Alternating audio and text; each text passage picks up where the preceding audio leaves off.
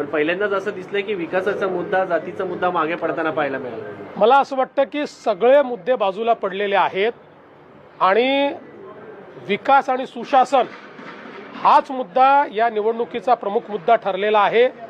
मोदीजी, नितीशजी आणि एनडीए हाच प्रमुख मुद्दा ठरला आणि त्यांच्यावर विश्वास दाखवलेला आहे। तुम्ही ज्या ज्या ठिकाणी प्रचार केला तिथे पण बहुसंख्य जागा निवडून आलेल्या आहेत, जेव्हा प्रचार केला होता तेव्हा चित्र काय होतं, वाटलं होतं का एवढा निकाल? ते निश्चितपणे हे लक्षात येत होतं की खूप चांगल्या परिस्थितीमध्ये एनडीए आहे, कारण बिहारमध्ये मागच्या निवडणुकीत मी स्वतः प्रभारी होतो आणि त्यावेळेस काही प्रमाणात जी काही अँटी इन्कम्बन्सी दिसत होती ती यावेळी कुठेही दिसली नाही, उलट एक प्रो इन्कम्बन्सी दिसून पडत होती।